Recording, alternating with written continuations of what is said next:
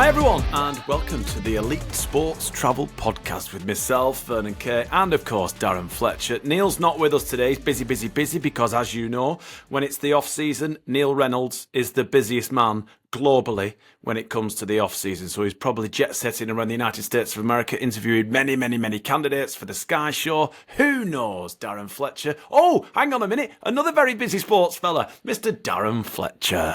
Vern, I know exactly where he is. Go on. So he's called in sick essentially today because the third part of our wonderful trio is currently visiting the Guinness factory in Dublin with Ryan Fitzpatrick. So he can either do a podcast with me and you or get on the Guinness with Fitzmagic. So he's done that. Well, who can blame him? I'll be honest with you, who can blame him? You don't even have to mention Fitzpatrick. It's just, would you like to go to the Guinness factory? Yes.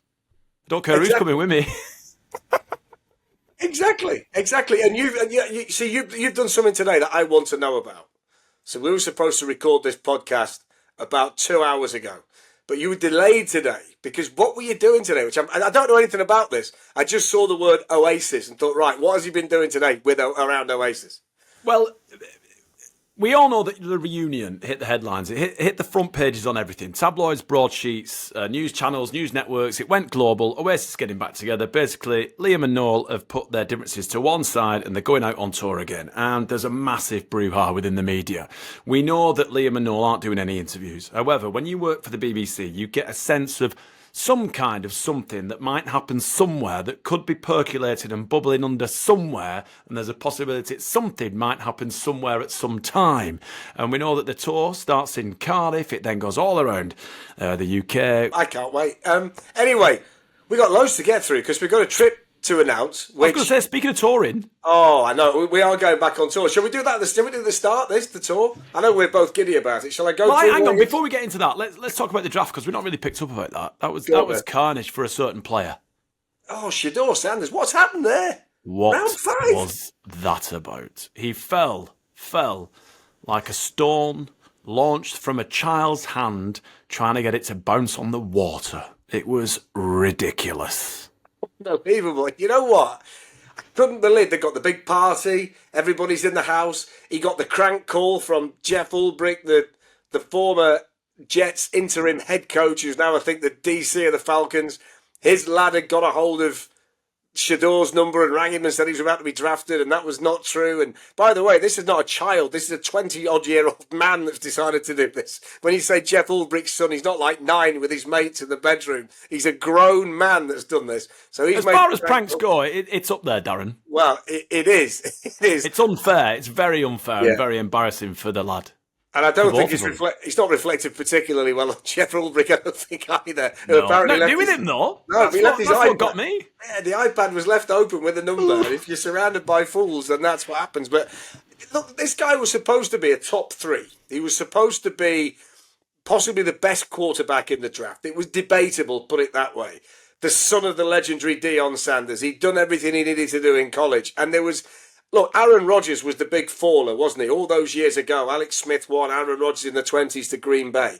But this kind of blows that out of the water. This is not the second round, not the third round, not the fourth round. I mean, this is the 5th round. I mean, you are talking so many players. I mean, Brady famously got picked in the 6th round, but he wasn't a faller. He just didn't get picked until then. But with this, I've never seen anything like it. I mean, And Cleveland have now ended up with 4 or 5 quarterbacks on the roster. I mean, everything's wrong here. But then when you look at it, when you say that Cleveland have got 4 or 5 quarterbacks on the roster, it almost feels like he was a pick that they felt sorry for. Yes. In a way. They're like, oh, look, we've got to take him. We need him in our franchise. Because if you look at it as a PR stunt, and I know that's very, very, very, very selfish, and not the right way to describe it. But let's see, it's a PR stunt. You've got a player who's got a lot of baggage already. He's carrying the weight of the world on his shoulders. And we've read a lot of reports as to the reasons why NFL teams said he slid is because of his reputation. The way that he threw some of the meetings with franchises. There are only 32 professional teams that you can play for in the NFL. And sometimes it's like an old boys club. You piss off one, you piss them all off. Yeah. You know what I mean? And apparently he was failing in interviews on purpose because he didn't want to play for certain franchises. There are only 32 franchises that you can play for. You can't be picky in the NFL. It's crazy. And yet, but what does me again, the other layer to this is that this wasn't the case of Cleveland not drafting a quarterback by this point. They'd already taken one, which backs your point up about it being a feel sorry for him pick, because at that point in the draft, they had the choice of picking the guy they picked or Shedeur Sanders, and they opted for the other person because at that part of the draft, they thought that player was better for whatever reason, fit, ability, an attitude. I don't know. We won't ever know the answer to that. But they thought somebody else was better than him. So they picked the other person, and then they picked him as well. So what they're saying is, listen, you're coming in here. We've got Joe Flacco, and we've got the guy from Pittsburgh, Pickett with the small hands. We've also drafted someone, and we've got you. So we've got 4 of you. We can only carry 3. So somebody's not going to be on the roster. And Shedeur Sanders, I think Shedeur Sanders will end up being the best of the 4, but he's going to be the one in the 5th round. But that makes no sense. Surely, I suppose, if you're going to, I don't know. My brain's whizzing round now, so I'm thinking, well, no, maybe they didn't think, maybe they thought this guy was okay at 3 because they didn't think they'd ever get you. I don't know, but it just, none of it really makes any kind of sense. It goes back to the point that you've just made, that it seems like they felt sorry for him and took him because there's no strategy here whatsoever from any side. But you could also look at it, that's the Browns being the Browns. They've got a player who's bringing the circus. Some might claim that Cleveland already is a circus because they've had chances, missed opportunities in the past. But you bring in this quarterback who has an attitude that a lot of GMs absolutely despised, hence the fall to the 5th round. So are the Cleveland Browns going to have to suck it up, the fact that the circus is coming to town, the media circus, or are they going to sit him down and say, if you want to be successful in this franchise, because we've got 4 quarterbacks, like you mentioned, you have to dial in. You have to back off with the showbiz, the chains, the parties, all that kind of stuff, the razzmatazz, the stuff that his dad was very, very famous for, and just play football. You see, I think it's a big call to say to someone that you've got to make all of those changes just to play here. And exactly. by the way, at Cleveland. At Cleveland. That's it. You beat me to it. In Cleveland. Yeah. You can be here if you do all that. I mean, dear Lord. If you're saying, look, if you do all that, you can play with the best Patriots team that there's ever been at Bill Belichick. And I get it. But this is, if you do all of that, we're going to give you a couple of games in Cleveland. And you might just turn around and go, you know what? And by the way, this is the big intangible here. He's made a ton of money in college with all this NIL, whatever they call it now. So he's a millionaire being drafted. So he doesn't necessarily have to toe the line to that point because he's made an awful lot of cash already. So it does kind of change the dynamic to a large extent, the fact that these QBs are coming out now, some of them as millionaires, and probably have already earned more than they ever thought they'd earn being a college player. But it's going to be one of the great storylines of the season, Vern, to watch, to see how, well, not even the season, the summer training camp's going to be fascinating in Cleveland. Yeah, there's already some, in all fairness to him, there's some magical footage coming out of him launching absolute wonderful passes. He really gets a spiral on the football when he throws it. So we'll see. But also the Cleveland Browns, they've been there before. Remember Johnny Football? Yeah. They've done it before. They've had the circus come to town before, and that was absolutely diabolical. Well, and they're still reeling from the fact they've got Deshaun Watson. So they need a rookie quarterback, really. They don't need a Flacco or a Pickett. They need a low-priced rookie quarterback. And it works for them perfectly if that is Shedeur Sanders, because they could get the second-best quarterback in the draft, a top 3 pick, playing 5th-round money, which might actually help them get away from the weight of this Deshaun Watson contract, which is, to all intents and purposes, crippling the franchise. So if it works, it's perfect, but it seems an elongated way to get to that situation. Yeah, anyway. very good point. Very good point. And just quickly, Darren, we know Joe Flacco's won a Super Bowl with the Ravens. He's bounced around a bit, but when he's a good quarterback, you know, if he's got the right assets that he can throw to and play decent, controlled football, Joe Flacco is someone that this kid can learn from, 100%. Vern, let me give you this then. So let's move it on. International games. So this, year we have 7. Week 1, Week 4, Week 5, Week 6, Week 7, Week 10, Week 11. So it starts in Brazil, Kansas City against the Chargers. So for the second successive season, there's an opening weekend game in Brazil. Week 4, we go to Dublin, Minnesota against Pittsburgh. The following week, Minnesota play again, this time at Tottenham against Cleveland. Week 6, Denver against the Jets. Week 7, the Rams against the Jaguars at Wembley. Week 10 is Atlanta against Indianapolis in Berlin. And then Week 11 is the Washington Commanders against the Miami Dolphins in the Bernabeu in Madrid. So they're going all around the continent. They're playing 7 times, starting from Week 1 and finishing at Week 11. Minnesota, the only team that played twice. They've got one in Dublin and one at Tottenham. But this international calendar gets longer and bigger each season. It seems to me, Vernon, as though there's a distinct strategy now which has moved away from do we take the Jacksonville Jaguars to London to do we take the NFL around the world during the regular season and do it that way?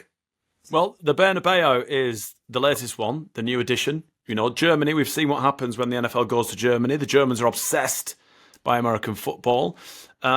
Brazil is having another game. I'm hearing Saudi Arabia could possibly be in the calendar. And there's a chance that the Saudi Arabians could be opening up an academy.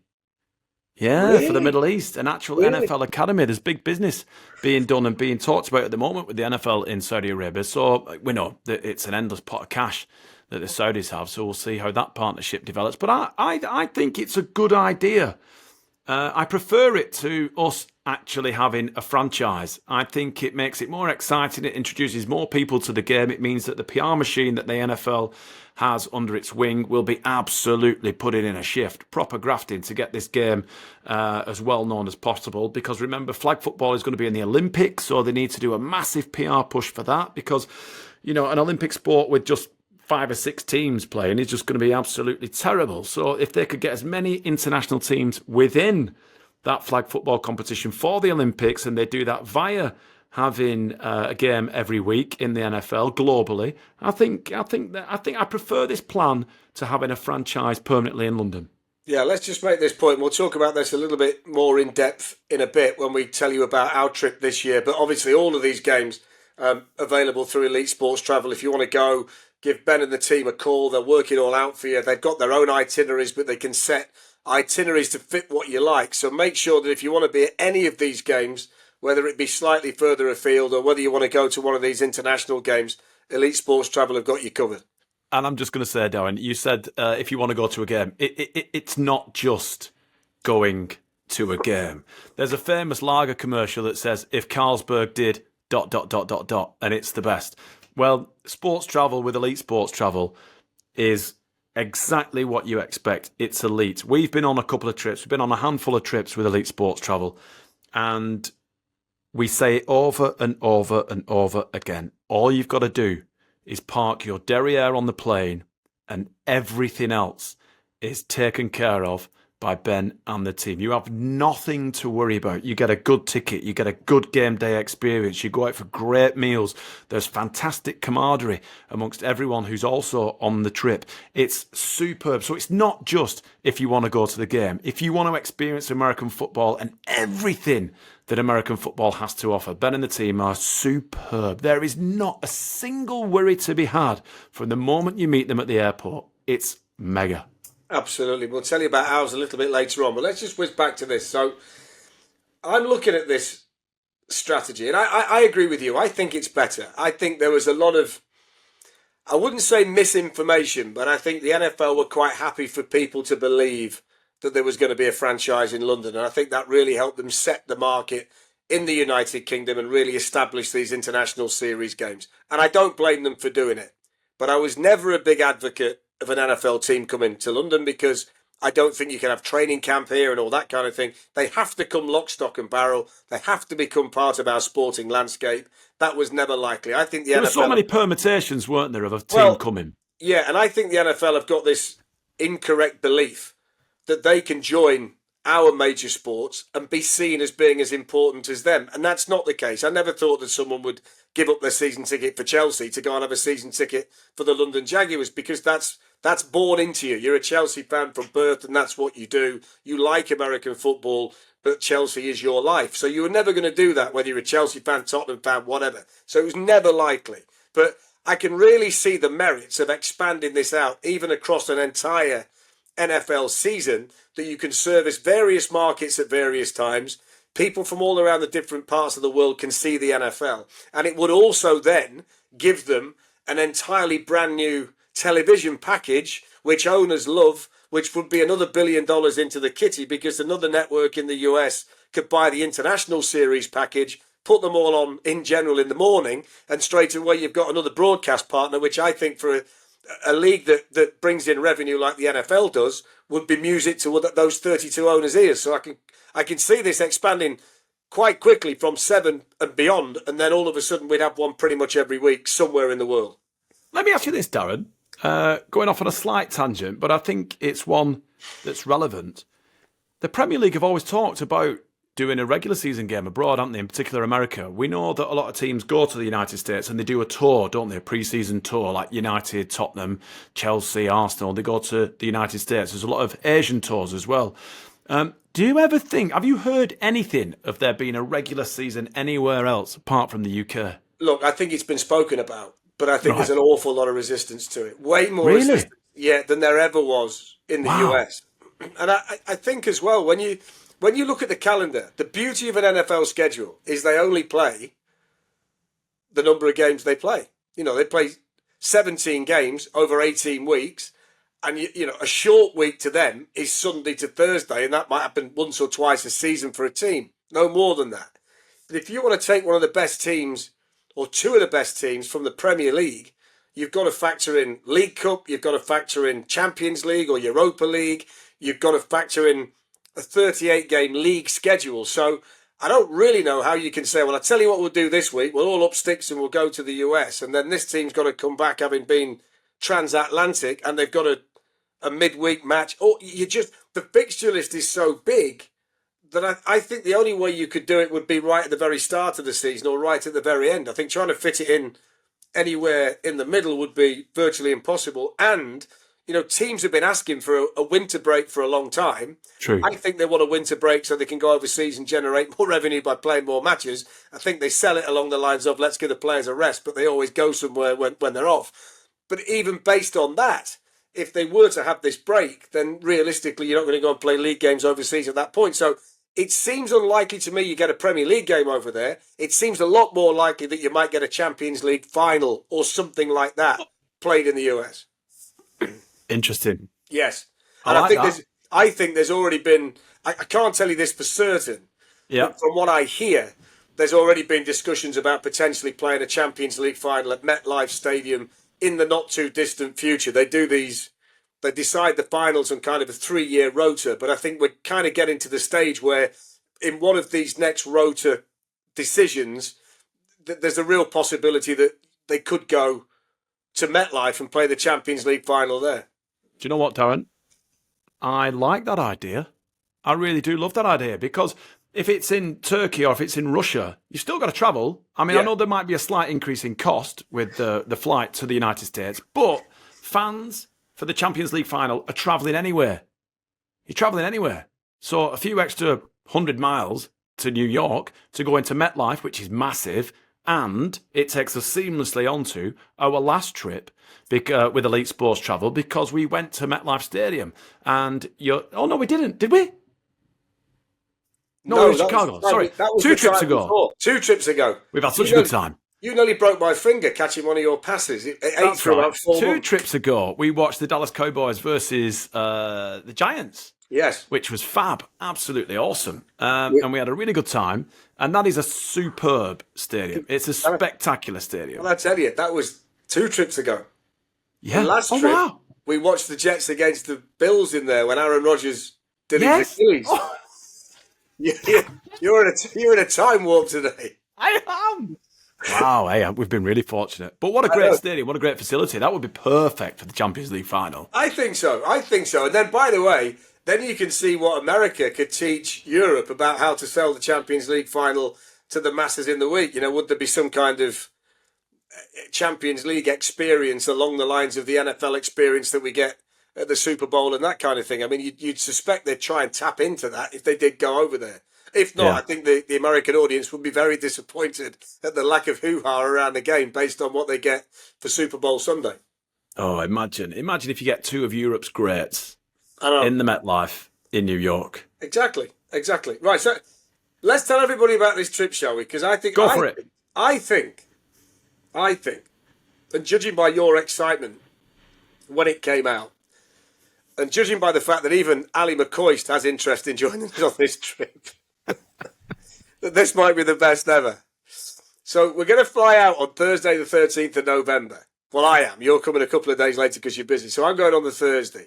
And we're staying on the beach in Santa Monica. So we're not doing anything by halves here. We're straight on the beach. Friday is a leisure day, it says. When I read this, I thought it says day. I read it as day at leisure park. I thought Ben was taking us to blooming Universal Studios, but he's not. It's a leisure day. All right, well, let me just quickly interject. A leisure day for Darren is, even though it's closed, Darren will be planning the quickest route to the merchandise shop of any sports franchise in Los Angeles. Well, I tell you, in Los Angeles, there's a really good Nike shop. Here we go, ladies and gentlemen. Go on, Darren, what they got? The best Nike shop I've ever been in. It has some really cool, like USC, Rams stuff and all that. At the Grove. You've got to go to the Grove. That's where you need to go for that.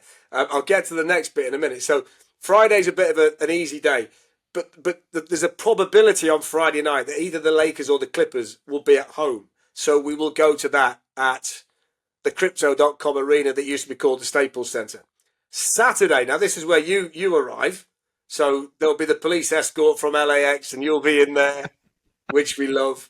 So Vern arrives and we go to the Coliseum, the world famous LA Coliseum, 1984 Olympic Games, Carl Lewis and all that, because USC, the University of Southern California, are playing Iowa that afternoon or that evening. So we're going to go and watch that. When we've watched that, we're going to do a live podcast, which will be great. You and I have a good old natter with some of the gang who are with us, having been to see USC against Iowa in the afternoon. My first ever college game. Brilliant, you see. Right, then on Sunday the 16th, we go to SoFi Stadium for the Seattle Seahawks against the Los Angeles Rams, which is a big division game. Could be really important. Not only are we going to be in there, and not only is it a magnificent stadium, but Ben's upgraded the seats. So we're actually going to be, let me read this, lower down. We're going to be lower down, so we're going to be nearer the field. So these are going to be really good seats. We're going to tailgate before, and then we'll go back to Santa Monica around the beach to watch the late games after that. Monday morning, as if this isn't enough, we get on a coach, right? So we can have a right old sing-song on the coach. You're in charge of this. You're going to be on the mic on the coach. I will. We've got a 4-hour drive to Las Vegas, right? With you on the mic, doing everything, right? So we'll probably organise a quiz and that for the bus. That'll be a good 100%. And we're going to stay at the W Hotel, which used to be the Delano, the big gold one right at the top. Which Stayed is there right, from, done that. Yeah. It's across the street from Allegiant Stadium where the Raiders play, because Monday Night Football is the Las Vegas Raiders against the Dallas Cowboys. This is also the day that Neil Reynolds is going to join us. So not only has Neil got his own trip, he's decided to sabotage ours. So he's managed to get himself onto ours, as any great ligger would do. So he's ligging onto the trip, Neil. So Neil's coming on Sunday. And it actually says on my itinerary, no need to stop the party after the game. It's Vegas! ! But if you've ever been away with Vernon, you know you don't need that writing down because he's going to take care of all that. On Tuesday, there's a lazy morning. We're going to do another podcast. Then Vernon and myself are going to fly back. Neil's going to stay out. And if you want to, you can bolt on a trip to Houston on the Thursday for the Texans against the Bills, and then the people that do that fly back on Friday. So in theory, you can be away from Thursday to the following Friday, or you can do Thursday to Tuesday and come and do it. So that's what we've got this year. We're promising sea, sun, Sangria. Sangria. Yeah, that's it. Yeah, I was trying to think of some NFL related thing that began with S. I could only think of sacks, but you were thinking I was going to say the other one. That sounds like it with a different letter. Sun, sea, and sacks. How about that? Let's go for that. You see, this is why we do this stuff. Sun, That's sea, on the and sacks. poster. Yeah, Sun, sea, and sacks, courtesy of Elite Sports Travel with Fletcher and Vernon. I like the idea of that. Neil, It's going to be mega. It's going to be. We're going to get to see Adam Durdee's defense for the Seahawks taking on the Rams. And you've got your Seahawks top on today. Look at that. Seahawks You're already. top on. You're already. So are you going to be? Because Adam is your pal. Of course. Are you going to be supporting the Seahawks? Yeah, I have. And Coisty's a big Rams fan. He is. He's really excited. So I rang Coisty because you said to me, you better get Coisty a ring and tell him. So I did. I said, listen, the big fella said, we've got this trip. This is it. He went, he said, I'll tell Viv to stick it in the diary because Viv does his diary. And then straight away he said, I'm now going to message the big fella. And I think you got a message straight back, didn't you? I did. Some trip, that laddie. Do you know what? I don't think he's ever been to see the Rams in SoFi. Oh, well, I mean, let's talk about that facility. You and I we saw the Eagles and the Chiefs when the Chiefs clawed back to victory against the Eagles the first time they met at SoFi Stadium. No, it wasn't. No, we did. It was the Rams and the Bengals. Yeah, it was. Yeah. I'm all over the place. They all blend into one. Are you sure you did 1995 this afternoon on the radio? Yeah. No, it was the Bengals Rams, weren't it? Yeah. Yeah, the Bengals Rams. And we were just, I mean, you'd been before because you've been to all these places, but I was blown away by that stadium. It's ultra modern, ridiculously spacious. It's a massive, massive hole in the ground because it's near LAX airport. So it's only 1 story, 2 stories max high, but it's all in the ground. And it's beautiful. Tell you what's brilliant as well. So I went to see the Raiders last season. Me and Mrs. F jumped on a plane. We had a few days in Vegas. We stayed at the hotel that we're going to stay at. And on the Sunday, we went to see the Raiders against the Steelers. So kind of Raiders-Cowboys, iconic. Raiders-Steelers, iconic. Tons of Steelers fans in Las Vegas. There'll be tons of Cowboys fans, probably more Cowboys fans than Raiders fans in Las Vegas. But in the hotel itself, there is a Raiders store, actually in the hotel. So you're not even going to go to the stadium before you can buy your merch. I will show you personally where it is. You walk through the casino, up the escalator, on a little bit, and on your left is the Raiders official store. Everything's in there. So you can get your jerseys, what have you. But also, they've got this magnificent, they call them sports books, don't they? And it's basically a part of the casino where you can have a bet on the sport that's going on. There must be 200 to 300 televisions in this room, all showing something different. And then you can have a look at what you're going to do. You can do like an ACCA, or there's everything in there. Have a bit of fun while you're in there, which I did last time. And then I think the Raiders always kick off at like 4:25. But this is Monday Night Football, you see. So we went in and watched the earlier games in this sports book and then just walked across the road. And it's literally 5 minutes out of the casino, over a bridge, and you're in. So it's the perfect setting for what you need. So it's great. It's a great place to be. And there's obviously so much to do. So it's fantastic. Oh, it's going to be amazing. I mean, we know what the Cowboys bring. You know, America's team, all that palaver. The Raiders, in my opinion, the Raiders have the best NFL uniform. The silver and black is iconic, in my opinion. And it's just been announced that Christian Bale is going to play Al Davis in the movie. And John Madden is going to be played by Nicolas Cage. I know. Fantastic. Absolutely It's going to be good. Yeah. So that's obviously... There'll be a lot of eyes on the Raiders this season because of this movie. I can't wait to see Ashton Genty, the running back, who might just be the best player in this draft. We talked about the draft at the start. Shedeur Sanders going lower than we thought. Here's a guy that was taken, I think, at number 6 by the Raiders. If you take a running back that high, it's a Saquon Barkley, Bijan Robinson. You're talking about an NFL superstar because the very best running backs are the only ones that go that high. He's got number 6, set all kinds of records at Boise State. They think he's going to be a sensational addition to the Raiders team. And by the way, they're better than they were last year. Geno Smith is a better option at quarterback than they had. Ashton Genty. I can't wait to see Brock Bowers, who absolutely set the NFL alight as a tight end, but he's not really. He's kind of a massive wide receiver. So you're going to get to see some great offensive players in Raider Black, particularly Bowers and Genty. Then, of course, you had George Pickens to CeeDee Lamb with Dak Prescott, which makes Dallas potentially better. So you're going to see some good players. And I mean, I think I think the most undervalued player in the entire league we're going to see on the Sunday. Matthew Stafford has to be right up there with any quarterback in the league.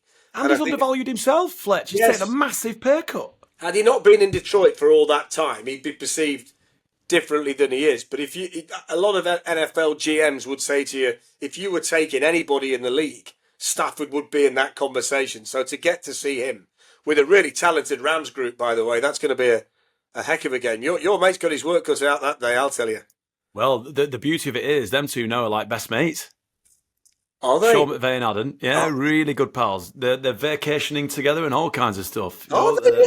Their partners get on really well, yeah.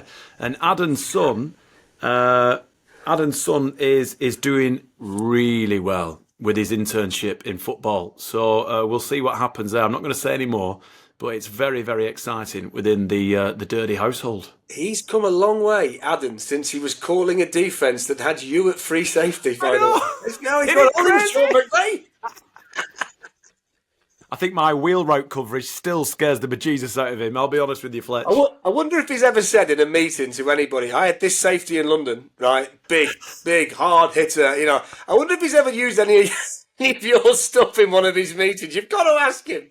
Have you ever shown any of my hits to any of your safeties? Do you know what? I don't even have to edit anything. The highlight reel's already there, Darren, in a file. I would find that brilliant if he had it. I had this safety in London. Wow, what a hitter. What a guy. He could jump. Just give us the details, Darren. What we got to do to get in touch to jump on this trip? So get onto Elite Sports Travel. Go to the website, have a look, and see what you want to do. Give Ben and the team a shout, and they will work it out for you. Make sure it's all taken care of. If you want to do the full trip, then that includes Houston against the Bills. If you want to come back after Monday Night Football, you come back on the Tuesday. They will basically tailor the trip to suit you, and then we will be delighted to see you, and we'll look after you, Vernon and myself, and Neil, while you're out there with us. And the only thing you've got to pay for is your food and your beverages. Yeah. Everything else is taken care of. Fletch might, no, he won't. I was going to say Fletch might dive in and get you a treat from the shop. But listen, Fletch will be skint within 2 days because they've spent all his money that Mrs. F has given him for his merchandise within 6 hours of landing. roll on the November international break, my friend, because that's when we're off. There you go. Brilliant. Fletch, always a pleasure. Top man. Loved it. Been too long. I can't wait till this starts weekly when we get towards the start of the regular season. We'll be on every week. Shame that Neil couldn't make it, but he's probably 6 pints in and would be incoherent at this point. You know what's that? Ryan Fitzpatrick is dragging Neil along the Guinness factory. Not a big drinker, Neil Reynolds. Not a big drinker. I tell you what, we know that Ryan Fitzpatrick, but we don't know whether Guinness fits Neil. We could be finding that out today. Yeah.